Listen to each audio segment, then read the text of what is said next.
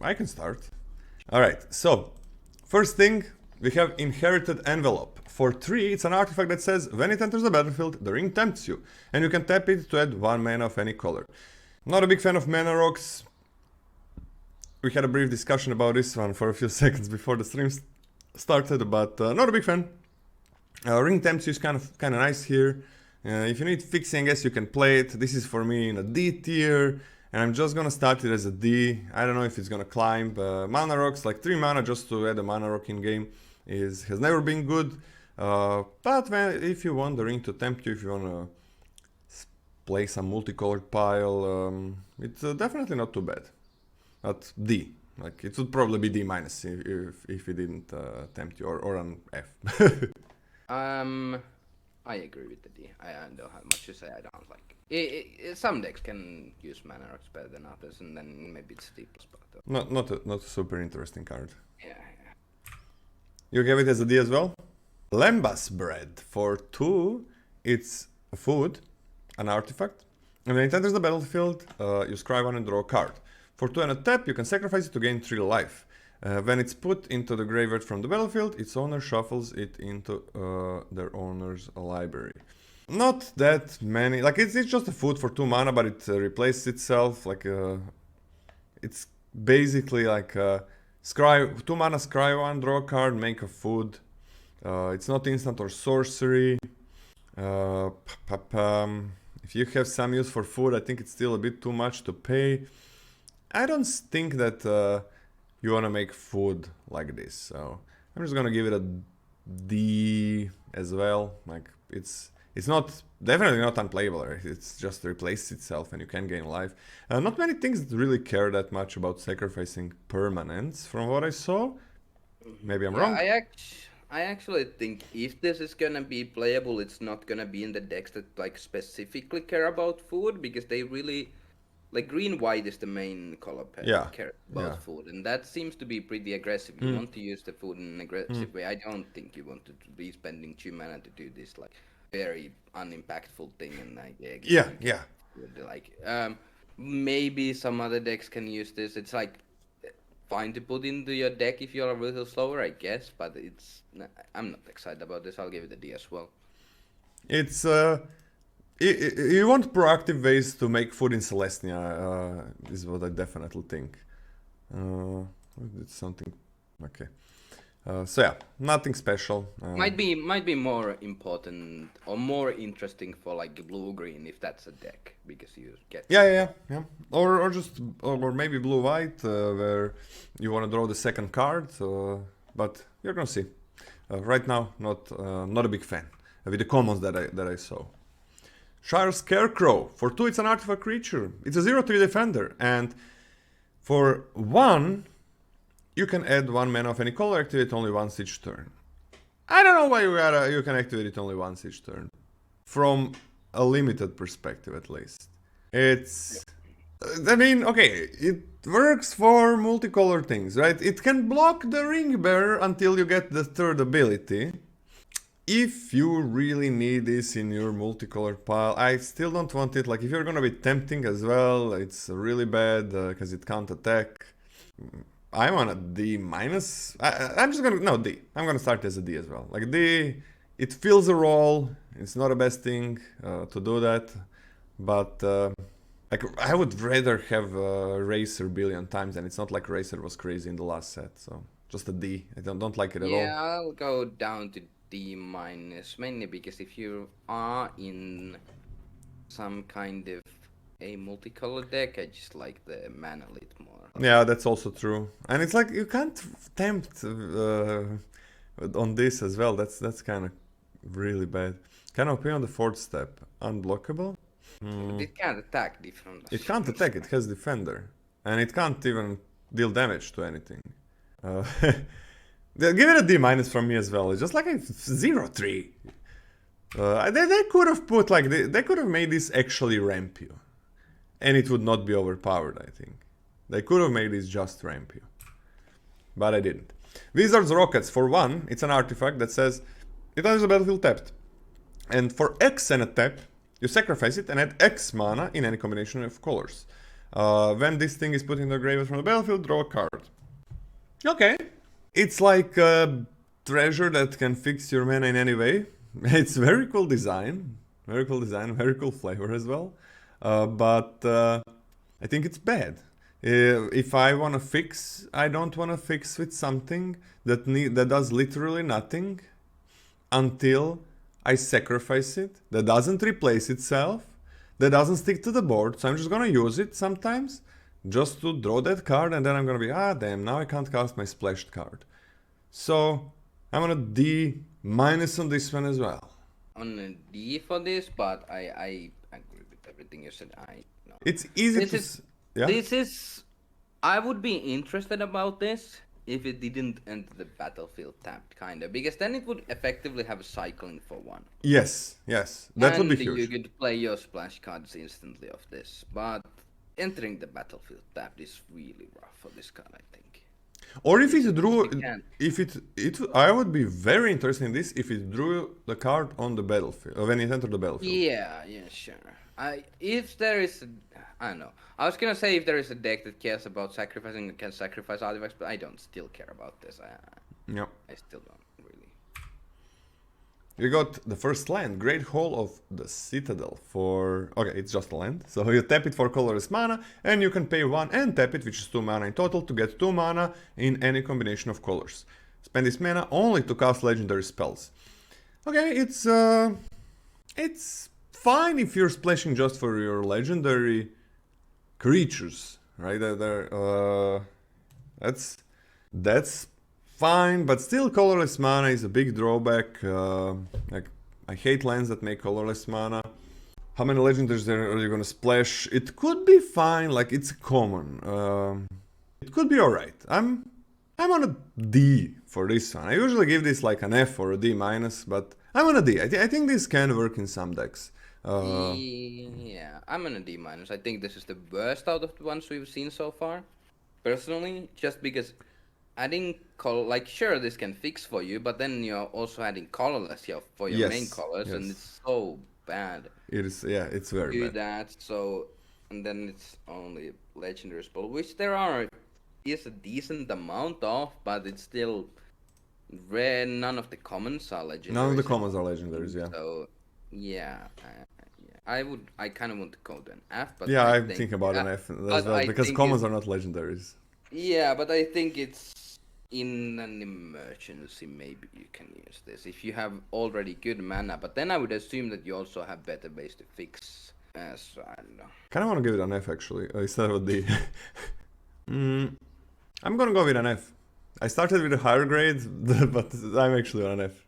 I can join you at that. Are you on an F or D minus? I can join you at that. Yeah, it's don't play a colorless land for... It can't play your main color, which is the most important thing in any deck. It can't play any sorceries, instant speed cards. It's just nope. Shire Terrace. It's a land, doesn't enter the battlefield tapped. You can tap it for a colorless mana, and for 1 and a tap, you can sacrifice it, search your library for a basic land card, put it on the battlefield tapped, and then shuffle. Not evolving wilds, this is. But the question is it better or worse than evolving wilds? Because I think it's close. It's worse on turn 1 most of the time, right? But yeah, it's worse on turn 1 and better later most of the time than evolving wilds. Because the fact that it doesn't enter the battlefield tapped. If you don't need the colors, it's better.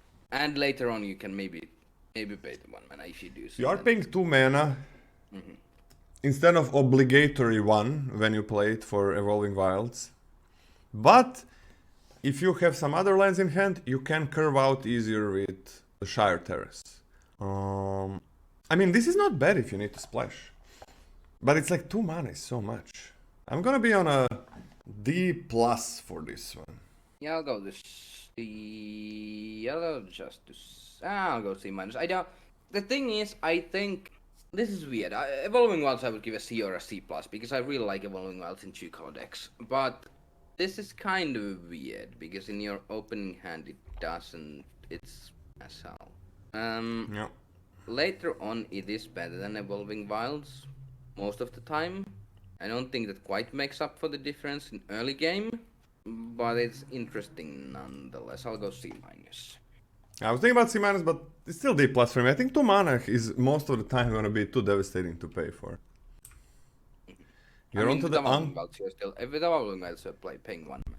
So it's like 1 mana difference, but this also gives you mana if you need the mana instantly.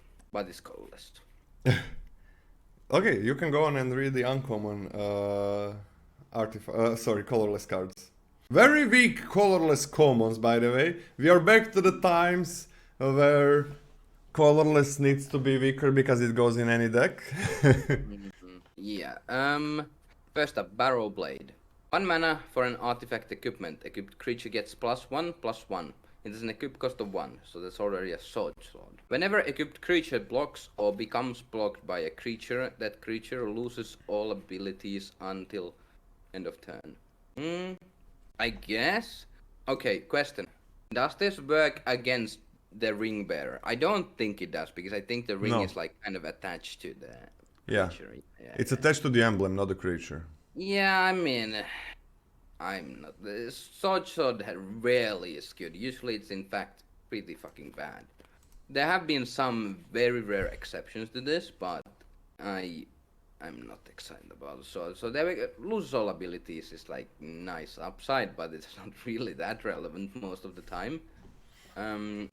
So I'll go with the D minus on this. I don't think I could go the D, but I go D minus. I don't think sword is really playable in most decks. I'm gonna D or D plus. I'm gonna start as a D. It's fine. It's playable. It can remove indestructible, but what has indestructible? So yeah, just a D. D seems fine. It's short sword, a little bit better. Why not? Whatever. Ent-Draught Basin. 2 mana for an artifact. Axe. Tap. Put a +1/+1 counter on target creature with power axe. Activate only as a sorcery. So the first time I read this card, I thought it was axe. Put axe +1/+1 counters on target creature with power axe. But it only puts 1 counter always, and it's more with 1 power creatures it's 1 mana, and then it's like more mana when the power goes up. I mean, I think this might be the worst card in the set. I think it might be worse than like straight up sideboard cards. This card is so bad, it like literally does nothing. It's, if you want to compare it to like, it's kind of like an incredibly expensive Invasion of Moag, and Invasion of Moag wasn't good. You put counters on. I have no idea what the fuck. Hey, what if you have 0 powered Scarecrow? It's so bad. You can make the ring bearers be blockable. You can make the ring bearers be blockable and bigger. You can block and then put it on something, and or you can attack with a ring bearer and then put it after the and then obviously, because it would be too good otherwise, you only can activate it as a sorcery. So. Oh my god, you can activate only as a sorcery. Jesus Christ! I forgot about that part. Oh my god. Oh my god. I completely disregarded that part. Holy crap. Wow. This is an F. This is just... This reminds me of Cudgels in Neon Dynasty. Was that Neon Dynasty? What card? The Cudgels. The... Oh yeah, I have no idea what that card did, but yeah. Yeah, it's like, it does nothing, and then you gotta pay like 8 mana to give like +4 to power to something or something like... Wow, it's sorcery. Why is sorcery speed? I'm very... I understand the sorcery speed just out of principle, because I do think onboard combat tricks are kind of boring as a design and kind of like bad design. But it this is so bad. What is this? Hey, goodbye. F, don't play this card ever in your deck. Thank you. Mirror of Galadriel. 2 mana, legendary artifact, 5 tap, scry 1, then draw a card. This ability costs 1 less to activate for each legendary creature you control. Yeah, so we've seen these kind of cards before. It's like, yeah, you kind of like draw a card each turn. Kinda, but you need to make it cheap. It's kind of like the book thing in MU, but it was way easier to make that cheaper than this card. And it was not great. You do scry 1, I guess, but like how many legendaries where you can have like 5 legendaries, maybe even more in your deck, but like you need to have them on the battlefield alive in your played them already. I think this is enough as well. What do you give it? I'm gonna give it like a D minus. It's horrible. It's like the lowest D minus out of all of them. I don't think it's completely unplayable, but I don't think it's very playable. You're not gonna like you can make one of your non-legendaries legendaries, so that's something. But then what you need? So many more legendaries that didn't die, and they're legendaries, so it's not like you're gonna play 4 of each in your deck. So there's gotta be. I'm so close to an F, but. Just give it a D minus, but lowest out of low. I don't think I'm ever gonna put it in a deck, but I can see maybe it's gonna be sun deck where it works. Well, There isn't gonna be a deck where it works, trust me. Stone of Erech. 1 mana for a legendary artifact. If a creature an opponent controls would die, exile it instead. 2 and a tap. Sacrifice Stone of Erech. Exile target player's graveyard. Draw a card. Okay, generally these are like only constructed playable. I do think in this set there is a chance that this is sideboardable at least, because it kind of hoses blue-red as a whole. If blue-red is gonna operate as I think it's gonna operate, I think exiling the graveyard is actually extremely relevant because of the uncommon. And for that reason, I would be happier main decking this than the last card, or the card before that, or the card before that. Basically, I would be happier main decking this or than any other colorless card, just because I do think it hoses blue-red pretty well in this format. There are 44 uncommon legendaries in this set, so that's just say. Yeah, sure, but you need to also have them alive. It's still horrible. So I'm gonna give this a D minus, not an F, because I do think if you put this into your deck, I think it's actually gonna be. I could even give it this a D, but I'll go D minus because it's dog shit card against any other deck than blue-red. And even blue-red can probably play some other plans than relying on their graveyard a lot.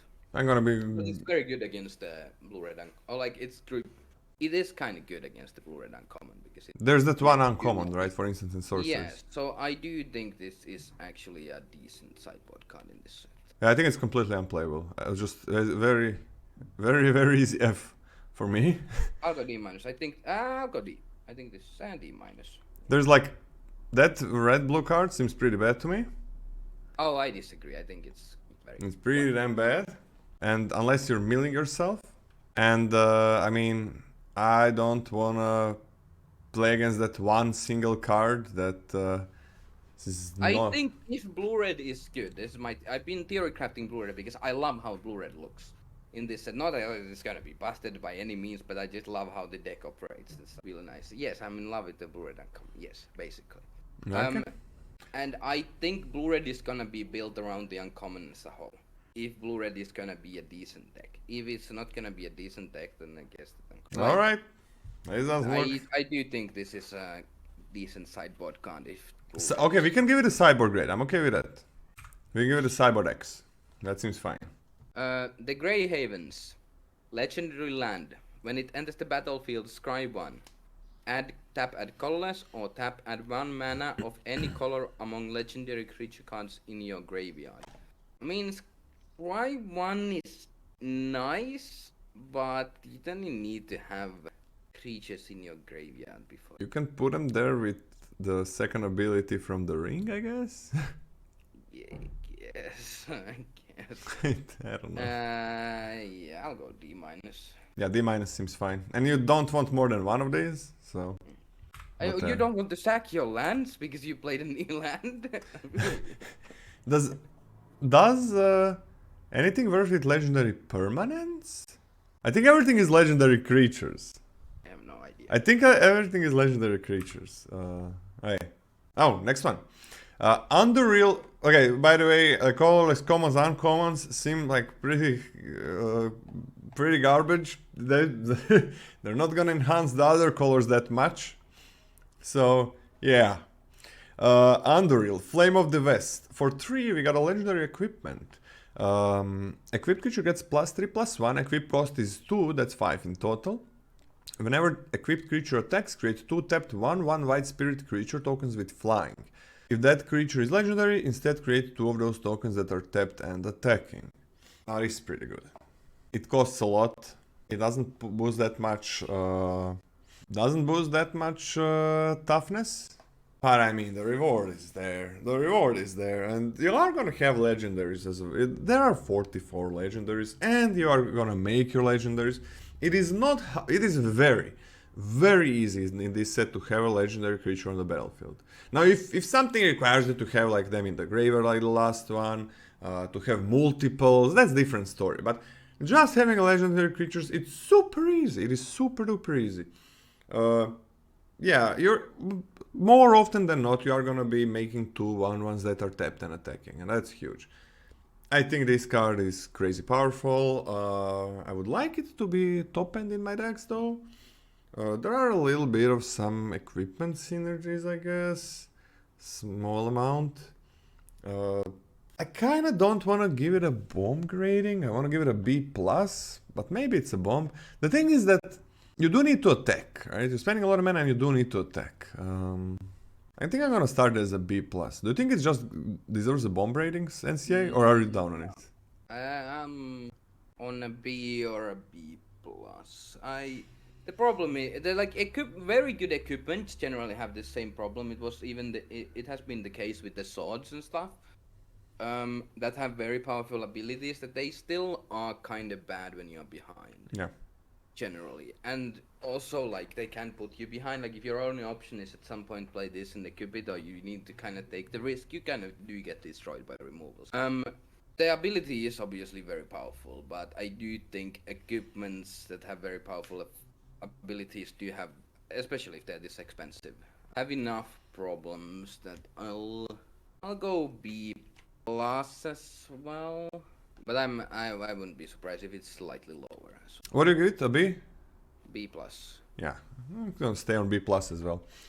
It's really good. Like, and I mean, you don't expect to always be behind, and even when you're behind, this is gonna push you forward in a good amount of times. But the worst situations, with, as NCA said, it's like when you're kind of desperate and you gotta be like, please, if they have removal, I lose the game, and then they have it, and then I lose the game.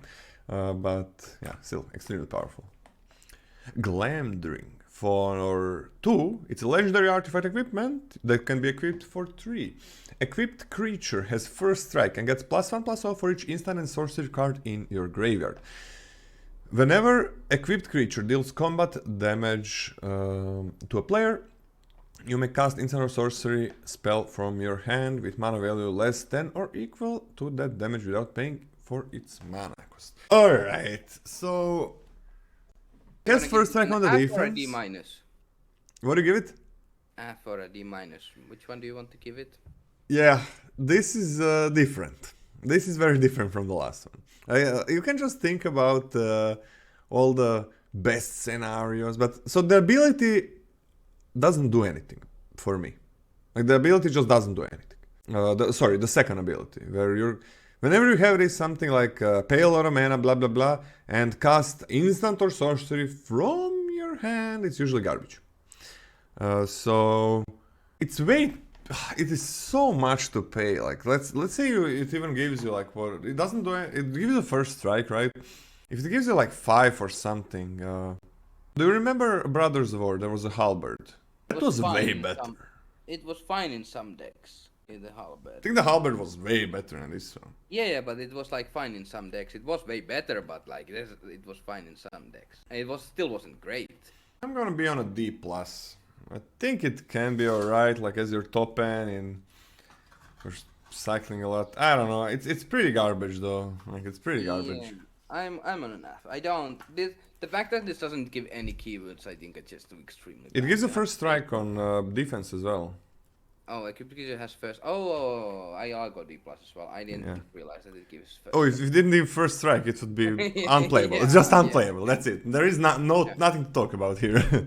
Yeah, I think this card can be okay in some decks. For first strike is a keyword, but it's still a little bit too much. But not very good. Horn of Gondor for 3. When it enters the battlefield, create a 1/1. It's a legendary artifact. For 3 on a tap, create X 1/1 white human soldier creatures tokens, where X is the number of humanos you control. That's pretty good.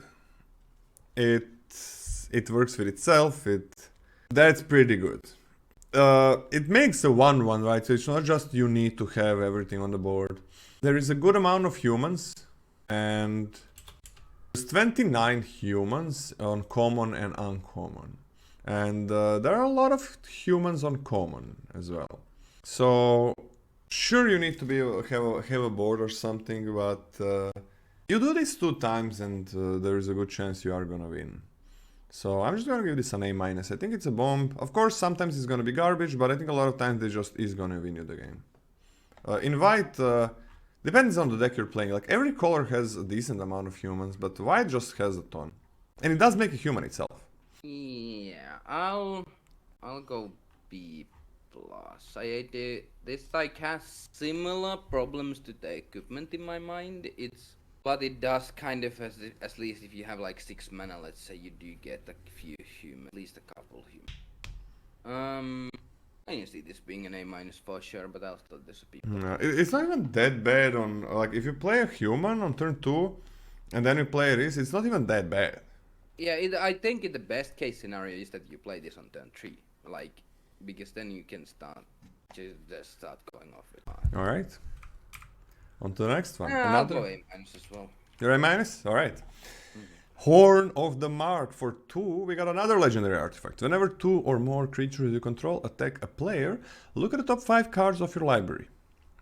You may reveal a creature card from among them and put it into your hand. Put the rest on the bottom of your library in a random order. Okay, so you gotta attack with 2 or more creatures. It's kinda doable. I mean, and you're gonna be getting more creatures. So, I would love this in my aggressive decks. The less aggressive I am, the less I like it, but I would love it. It seems like, oh, but what opponents just trades. Yeah, but you got another creature. You are just cycling the creatures away, so it's not that easy to not give you a creature. And one of the small ones, which probably trades easier, might be already a ring bearer, and it might have Skulk, so it's probably not a good chance that it doesn't die. I like this. I'm gonna give it like a B+. But the less aggressive you are, the worse it becomes. But I'm gonna give it a B+. Like this is like one of the best things for your aggro deck, I think. I'm significantly lower on this, since I very much dislike this kind of optional card draw you have. Yeah, sure, you're probably gonna hit the creature, which is very nice, but generally attacking with 2 creatures consistently, especially, is still kind of a tough ask, and it sometimes does nothing. I'm on like a straight up C. I do think it's good in aggressive decks, but I don't think it's... Actually, I don't think about, like, if you're not aggressive, it's really bad. Like, if you're not very aggressive, it can be really bad. It can be really good as well. I'm still high on it. I guess I'm gonna lower it down to a B-, because, yeah, you're not... If you pick one this, like, you still don't know if you're gonna end up in that kind of aggressive deck, so... I mean, if I pick one this, I'm gonna end up in that kind of an aggressive deck. Yeah, but still. I don't think I'm gonna end up in an aggressive deck because of this. Like, I want to have a good aggressive deck. I'm on a B-. This, I think this has like super high upside, even though the floor is just garbage. But B-, yeah. So I still think it's pretty good because of the ceiling. Another equipment, Mithril Coat. For 3 mana and equip 3, you get a flash indestructible legendary equipment, and when it enters the battlefield, attach it to target legendary creature you control. Equipped creature has indestructible. I mean, this is an F in any other set, but 44 legendary creatures, and you're almost always gonna have a legendary creature on the battlefield. Yeah, mainly you'll have a legendary creatures because Ring gives legendary. The Ring tempts you, yeah. Yeah, not because of the 44 legendaries. Oh, a combination of both of those. I mean, yeah, 44 is a large number. That's uncommons. That's 44 uncommons. So, still there, I mean, 3 mana, give that thing indestructible. Who knows if that thing even wants to have indestructible? That's one thing. And you can move it around to give anything indestructible after that. You don't have to pay 6, right, if you do use it on a legendary creature. I'm not high on this one, but I still think it's somewhere in a C grade. I don't think it's straight up bad. I'm on a C-. Yeah, the main, I think the appeal of this is trying to be at least, or the appeal of this is that it's kind of good if your ring has the third ability, because Yeah. you can, like, you give death, or your creatures have death touch effectively, or your ring bearer has death touch, and then you can use this as a combat trick, and then it can always attack without getting blocked. Or they can block it, but they lose their creatures. But it's still very clunky. 3 mana, give something indestructible if something doesn't go wrong, and if something goes wrong, like you might not have a legendary, or they might be able to remove or something. It's garbage. I think the upside is certainly there, because you can just give your ring bearer legendary, and now it deals. If you have the last chapter, it also deals 3 to your opponent extra. But the fact that it's just can go wrong so bad, and like has a significant downside, and you still need something to put this onto, and definitely raceable, makes it pretty clunky. I don't know. I'll give it a D. What, a D? Yeah. Yeah. I'm still gonna be on a C minus. Not the best card ever. The One Ring for 4 legendary artifact indestructible. When the One Ring enters the battlefield, if you cast it, you gain protection from everything until your next turn. So for the opponent's turn as well. At the beginning of your upkeep, you lose 1 life for each burden counter on the One Ring. You can tap it, put a burden counter on 1 ring, then draw a card for each burden counter on the 1 ring. Yeah. This is kind of a commander card, and we are gonna see some of those in this set where you do have 40 life to start with. No, this not is one with... of the most expensive cards in this. If you open it in paper. Well, one type of this card is the most expensive. No, this is the normal version of this is one of the most expensive cards in the set. Oh, really? Yeah, we're playing limited here, so... This is a limited set review. I think this card is atrocious. I'm just gonna give it an F. I'll go slightly higher just because you can... Effectively, your whole team attacks unblocked when you play this. Because they can't block anything you control. They also can't attack with anything they control if you leave back stuff. No. No, Oh, you gain protection. You gain protection. You gain protection. Your creatures don't gain protection. No, you gain protection. Oh, okay. I guess your opponent can deal combat damage to you, but whatever. 4 mana, 1 turn protection from anything isn't bad? That's incredibly bad. That is incredibly bad. That's like one of the worst things ever that you can get in from a limited card. But it can draw you a card, and then it can kill you. Yeah. And it's gonna kill you. It even kill, like, I would... be not excited about this if it said put a burden counter on it and then lose 1 life for each burden counter on it, but you lose life each upkeep. It's freaking like, upkeep, yeah. Even if you don't want to lose life, you do lose you life. You do? What is that? Okay, let's say like the perfect deck that can actually sacrifice it, that's the big deal. So you pay for draw a card, you lose 1 life, then you tap it, you draw 2 more cards. And then you sacrifice it. I mean, and then you can maybe, like then you lose 2 life. That's 3 life. And then you tap it. And then you drew 6 cards in total. Okay. So, if you have decent amount of things that sacrifice it, you can get to... Wait. Alright, so, it has indestructible. Indestructible doesn't stop sacrificing. It stops destruction. It stops destroy effects. How many commons can sacrifice? God, it's still bad. No. Wait, how is it bad? If you paid 4 mana, lost 3 life, and drew 6 cards. You lost 3 life and drew 6 cards. Yeah, sure. If you have a decent amount of things that sacrifice. I still don't. There is not a single common card. There is one common card that sacrifices artifacts, and it's red. So there is 1. Okay, that's not good so far. So far that doesn't sell it. How many uncommon cards can sacrifice artifacts? There is nothing. Wait, there is literally nothing? Is there literally nothing? What rebel? Rebel? What rebel? Nothing. Not important. What? Aggro, brain, and seems the dual brain Lola. What is rebel? What? Nothing. It's not relevant. But not too great home. Still shit. There's exile. No, I don't want to exile that. Looked for return permanent effects. Chimney rebel from 1. Yeah, Are you but it fucking? doesn't really- What the hell? What the hell? You- What you- chimney you- rebel? Lola, you can't understand this. You can't understand this. I do, but you can't. It's an inside joke. Okay, okay, whatever. So there is one card that sacrifices this. There is one card in red. That's not good. That's not good. That's not very good. D minus. What if I have like 3 of those? That's an amazing card, I think. What if I trigger 3 or 4 of those?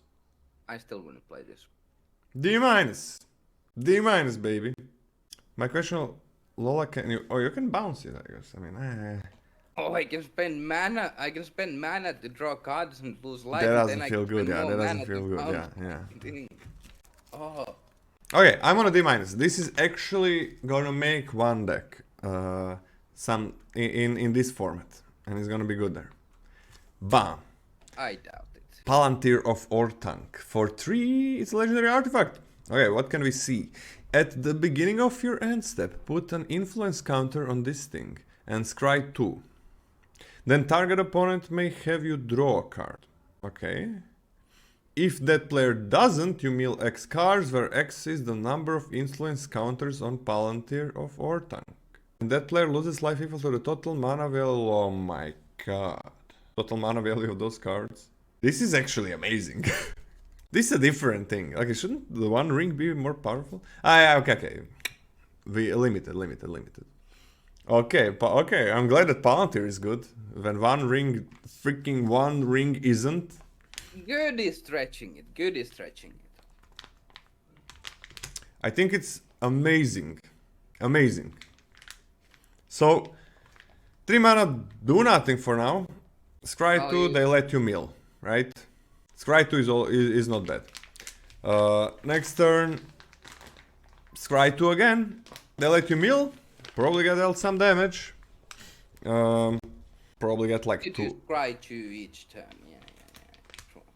Yeah, you do scry 2 on each end step. And then when it gets to 3, now it gets a bit problematic. I mean, the problem is you might just... you do scry, right? You do scry before they mill. So they can't be, oh, opponent's just gonna get lands in the graveyard, right? They can't be that. That's not what you can't say that. That's not what's gonna happen.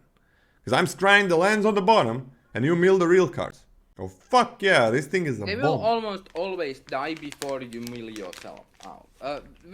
This is kind of like, you can mill yourself before you kill your opponent, but it's very unlikely. It's very unlikely, yeah. If you draw this very late, sure, you might not be able to play it. The influence grows, yeah.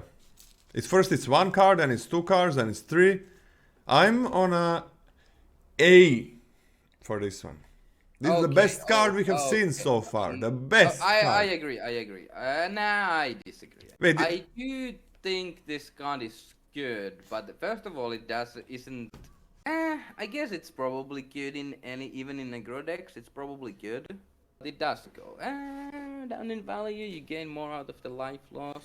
I'll go B+. It's still a 3 mana do nothing. It's not do nothing for the board. Yes. Yeah, this is amazing. This is the best card we have seen so far. Phial of Galadriel for Vial. For 3, it's a legendary artifact. Everything is legendary in this set. If you would draw a card while you have no cards in hand, draw 2 cards instead. If you would gain life while you have 5 or less life, you gain twice that much life instead. And add 1 mana of any color. Wait, that's actually fine. That's actually not bad. I mean, once you play out your hand, you're gonna be drawing 2 cards per turn. But then what decks play out their hand? Fast decks. Now, do I want this in my fast decks? I mean, I'm okay with this in my fast decks. I want a C+. Yeah, I'll join you at C+. This card is pretty good for a mana. Yeah. Like, I'm probably happy playing this in most decks. I don't think I ever saw mana rock that I like in my aggressive decks. Yeah, there is a chance. There is a chance I won't play this in aggressive decks because even though you do like eventually kind of draw 2 cards if you don't use both of your cards, the problem is that when you start drawing 2 cards, you also start flooding out enough that you might not be able to play your hand out. That you might not be able to play. Yeah. That if you draw 2 lands in that one turn, yeah. Yeah, but like you will eventually draw more lands than. But you also have ring bearers. Yes. So it's like, okay, you draw 2 cards. If you can play both of those, then you attack with the ring bearer and you draw 2 cards and discard 1. Okay, this might be better. I think it's a little clunky aggro decks just because I don't really want it any like it's just not affecting the board for those decks. But I agree. It's yeah, and see, by the way, sometimes I think sometimes you talk in the mic than your normal level. That's it, what I had it. Okay, I'll try to eat my mic. Okay, thank you. Okay. And then it's a bit lower when you move away. Sting, the Glinting Dagger for 2 and 2 equip. It's an equipment that says equipped creature has +1/+1 in haste. At the beginning of each combat, untap the equipped creature. Equipped creature has first strike as long as it's blocking or blocked by a goblin or orc. Super flavorful, but also super bad. It's freaking 4 mana to give something +1/+1. Sure, it works against armies and goblins and orcs and armies and some cards. Your creature has vigilance, basically, right? It's vigilance, but it is gonna get tapped. So. I mean, you can put it on something and then put it on something else that's tapped. Is there anything that cares about like tapping and then you untap it on the combat and then you tap it and then you and then you tap it again and then you untap it on their combat and you tap it again? You could like tap some creature 3 times. I'm not even sure if this is good if your opponent has a lot of goblins and orcs. It's still 4 mana to give +1/+1 only. First strike. And yeah, like kind of pseudo first strike against most of the decks, but I'm not sure if that's still good. I mean, is there something that cares about being using its tap ability 3 times? I don't remember a card. I'm gonna give this a D-, and if I see some card, I don't remember it, then... Now this is better than Vigilance if you care about the tap effect of your creatures, right? If you can tap something 3 times and it's worthwhile, then it's fine. But D- as a start, like super low D-. Yeah, I'll go F. I don't think this card is... I'm on a D- because I hope that card like that exists. I still don't think this is playable, personally, but... Barad-dur. It's a legendary land. Enters the battlefield tapped unless you control a legendary creature. You can tap it for black, and you can pay XX and black to tap it and amass orcs and amass orcs X and activate if only if a creature died this turn. That's a pretty good land. That's a good one. Okay. Early game enters the battlefield tapped. Okay, that not gonna be a problem a lot of times, but mid game, late game almost never enters the battlefield tapped, so you kind of avoid that. Creatures do die. Creatures die. It's very expensive, right? You gotta pay 4 mana to make a 1/1. You gotta pay, what, 6 mana to make a 2/2, 8 mana to make a 3/3. I mean, you're not... I don't think it's a high pick. Like, opponents just might not trade if you have a lot of mana up. Or they are gonna trade because they don't care. Because it is 4 mana for 1/1 and 6 mana for 2/2, I mean. Not a high pick. Makes every deck better. That's the thing. Every black deck is better if they have one of these. But still, D+. Not a high pick. You don't pick this over anything that's a C rating.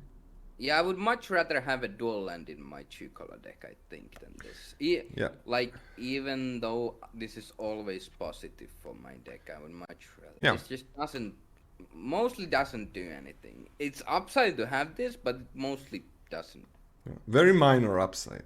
Yeah, I'll go D+ as well. No downside to this, but you don't... Oh, I'm gonna make a black deck with this. Minas Tirith, same cycle of lands. Now you're gonna see the full cycle, so I'm just gonna read the effect. For 1 and a white and a tap, you draw a card, activate only if you attack with 2 or more creatures this turn. Now this is better. This is much easier to use. Opponent doesn't have control over it, like that's a big deal. 3 mana, draw a card if you attack with 2 or more creatures. Now this is a very nice upgrade over a white land. I'm on a C for this one. Yeah, significantly better than the last land because it actually does do something in case instead of the black land, which doesn't do anything. Um, yeah, I'm on a C or a C plus. Like the ability to draw cards, especially in your aggressive decks, is very nice when you run out of gas. Um, um, it's still a little clunky, and you have to use the mana. Like you don't really want to use this on like turn 4 or when you're developing. You might, but you don't really want. I'm gonna see as well. Yeah, sure. Yeah, it is 3 mana, but it's kind of nice with ring bearers, right? Because you can attack, draw a card, and now you have something. Now you can choose between 2 cards, or if you don't have anything that you want to discard from your hand. Yeah. Mines of Moria, same cycle for 3 and red and a tap. Exile 3 cards from your graveyard, create 2 treasure tokens. Also an upgrade, not the best upgrade. I'm on a D plus, I guess. Still an upgrade, so yeah, I guess D plus. Same like the black land, whatever. Yeah, I think this is better than the black land because in some cases this actually does do something, but I'm on a D. I think this is very similar to the black land, so I'll give it a D plus, but I do think this is...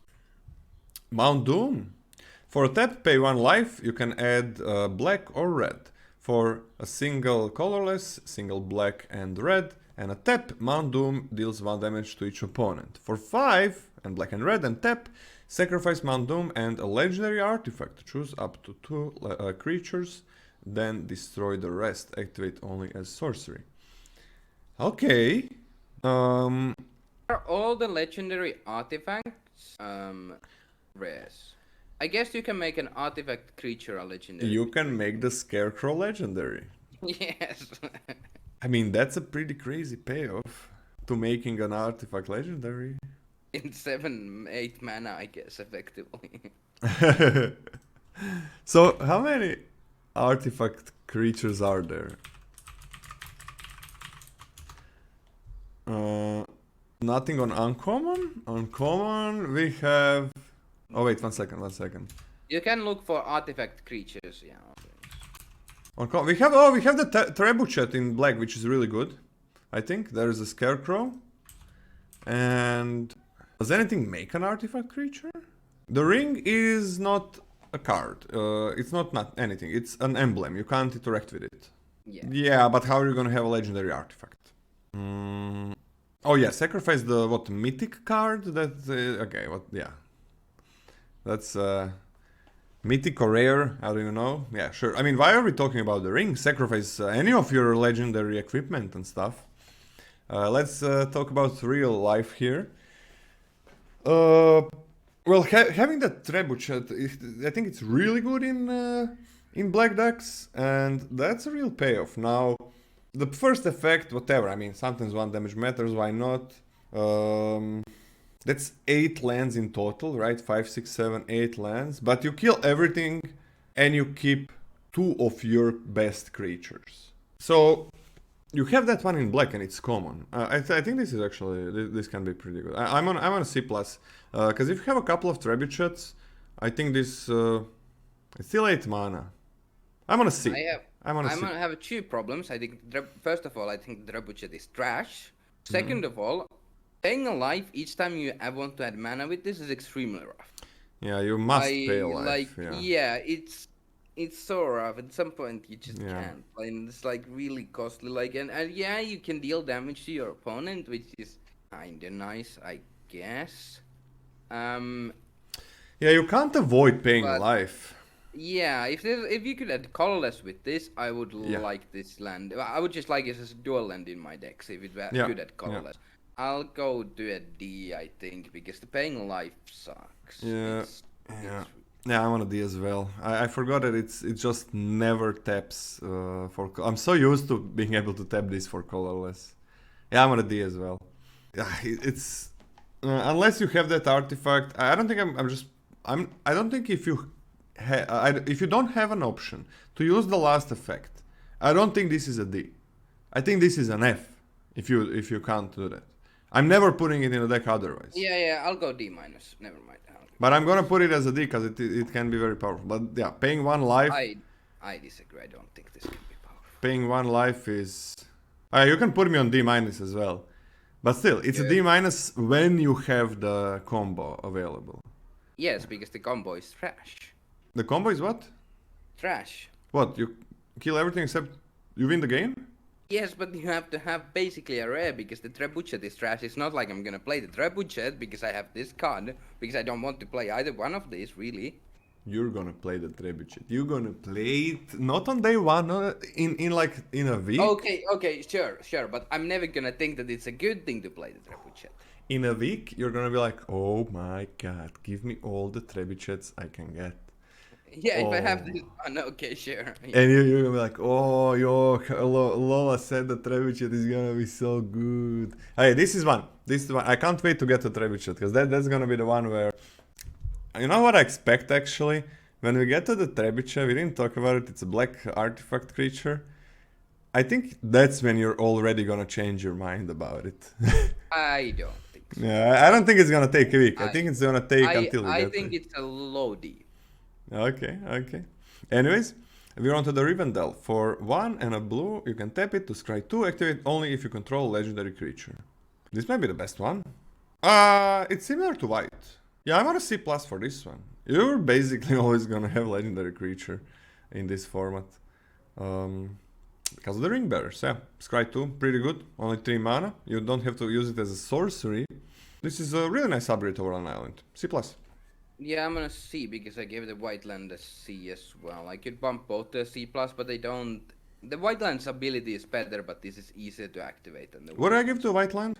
And then put this on a C as well. I love both of those. Yeah, I could see both going up to like a C+ though, Yeah. for sure.